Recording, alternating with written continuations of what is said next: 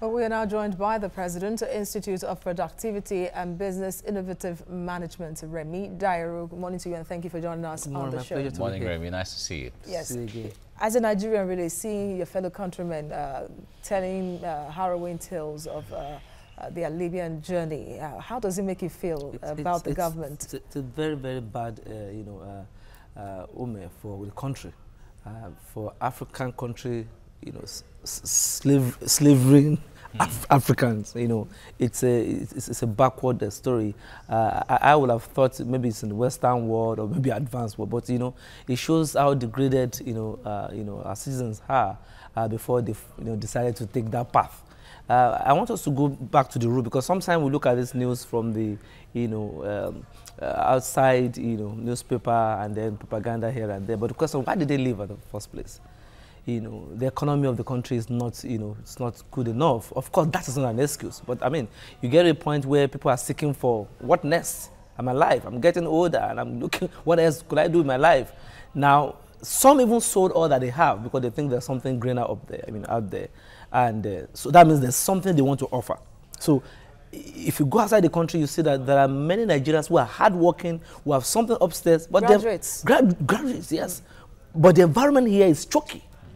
And there's no system for them to be able to explore their potential. So the first thing is, where can I explore this? I met a guy in Canada and he said, I will not forgive Nigeria. I said, what happened? He said, I stayed all my life in Nigeria, nothing happened to my destiny. He said, until I got out of the country and I said, wow, so I could even do this, so my life can even have a meaning. So that means there's a systemic problem. I mean, what they are giving them food, asking them about the skill. They have done that before they left. These people left because they were looking for something else to do. So the question is not that even though some of them don't have skills, some of them have skills, but the skills, they can't even exploit. There's no environment to even, to bring it out. So it's not about learning skills now. A lot of them have skills. What about the power, the lights to power your shop or your skill, to make it available? And even the loan and facility, Wi-Fi, credits. What about, there are a lot of systemic problems. So don't just blame them. Let's first look at what happened. Why did they leave in the first place? A fire brigade approach will not be a lasting solution to this. All right, now the testimony from some of them who returned, we heard one of them say, well, I regret, leaving the country the way I left and all of that. But young people who have not been who have not migrated are listening. Well, is this really serving as deterrent? Is it preventing people from going? Because we keep hearing people are moving. I'm a young man and I have people around me. I have an institute that we have people around. People are saying, boy, I want to go and experience my own. Let me go and see myself. I'm dying here and the government is not giving me attention. I can't even feed myself. So let me even go, even at the path of going. Yes, but then the reality is that some even have small businesses they were handling. They had the businesses they were handling before even leaving, that they would pack up everything, sell up all their property, and then venture out there. It's always like that because they have been hypnotized, or somebody's telling them over there. There's always a network and saying, oh, well, come here, you can pick money on the road. Why? Because they are working on the environment, that they know that something is not working there. So they are also taking, the people outside there are also taking advantage and say, better don't die there. But I can come here and make something happen. Now, I don't agree with them, using them for prostitution. I don't agree using them for crime and other things that is, human. But I'm always saying that there's a gap.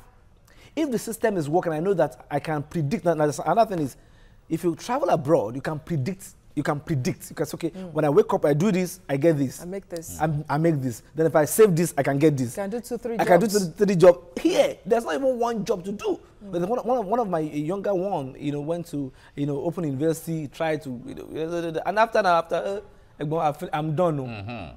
So what next?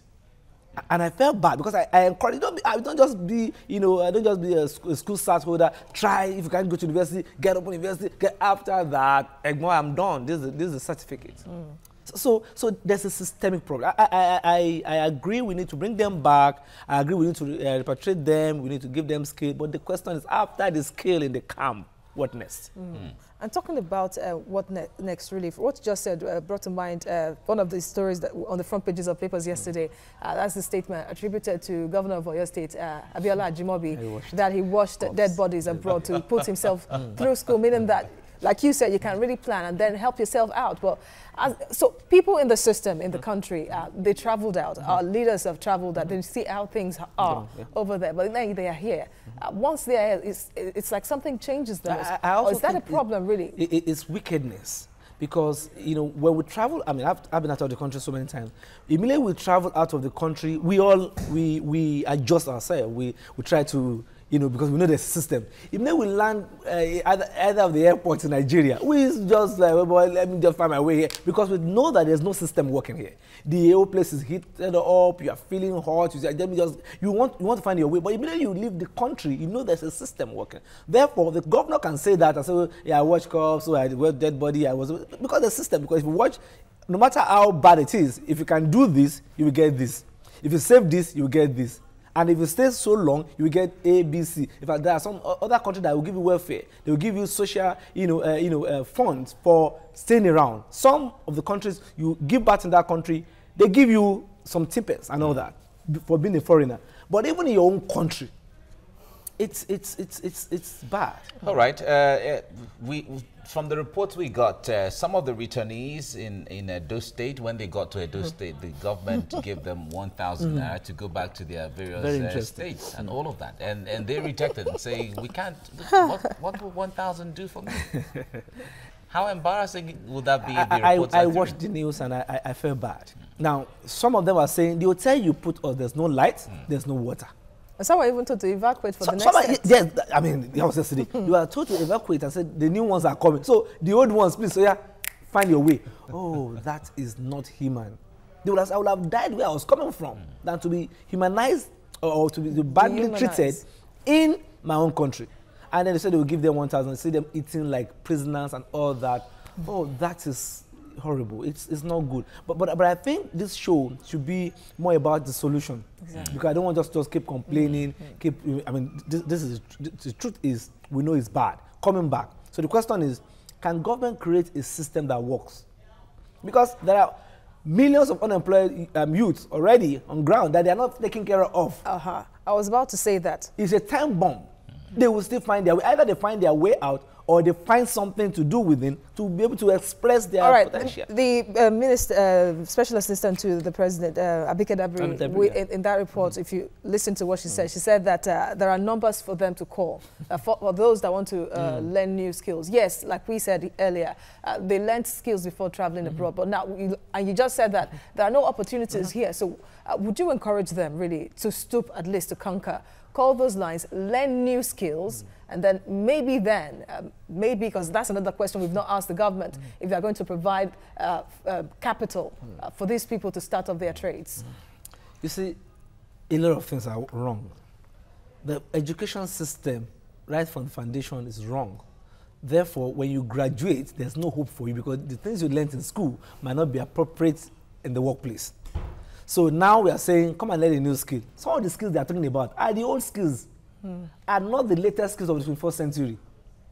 There are skills, okay, come and learn how to barb, come and learn how to, fashion designing, and also, shoe making. For who? There are millions of them around. We have not even found what to eat, I mean, where to even put their, their goods, as the case may be. So the question now is, what skill are they even teaching them? Questions. Now, Nigeria needs to move from the old skills, from the old school to a new school. Now, if these people travel abroad, do you know they learn new skills there? There are new skills that are not available in Nigeria now that people are already into. So the question is, what skills are we teaching these people? If it is the old skills, old way of doing things, we'll still get old results, and the market is saturated already.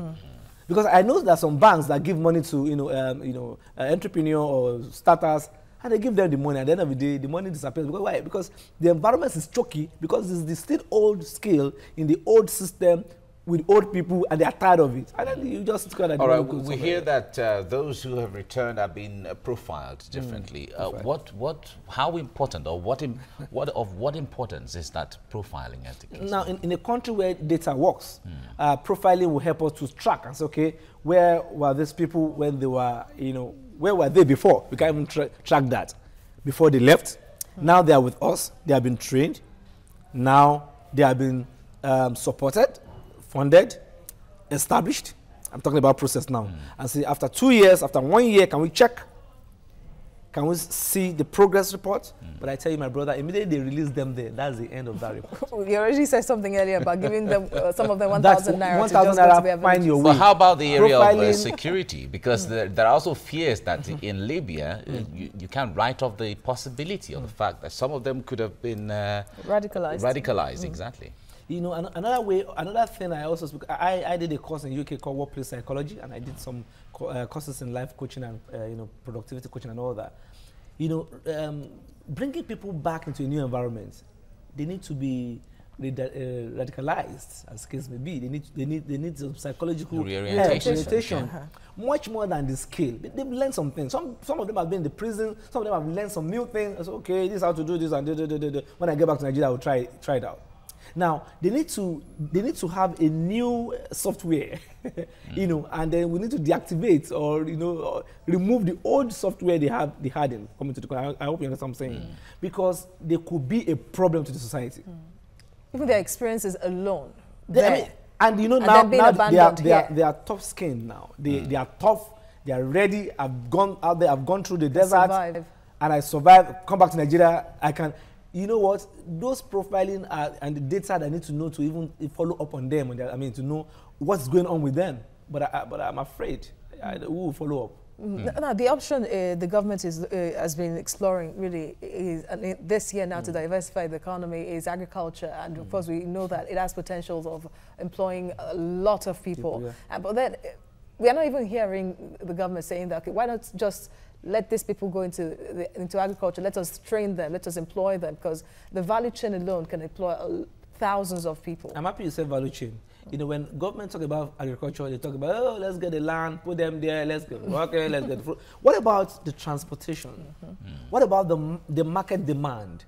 What about creating, you know, the right environment for the products of the produce to be exported rightly? I remember last year they exported yam, and then the thing got spoiled, but it was not well packaged.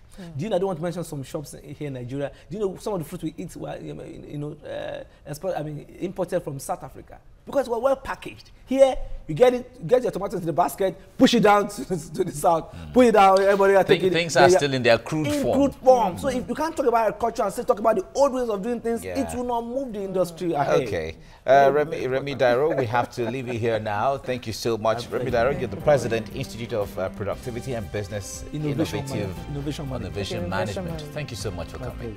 Right.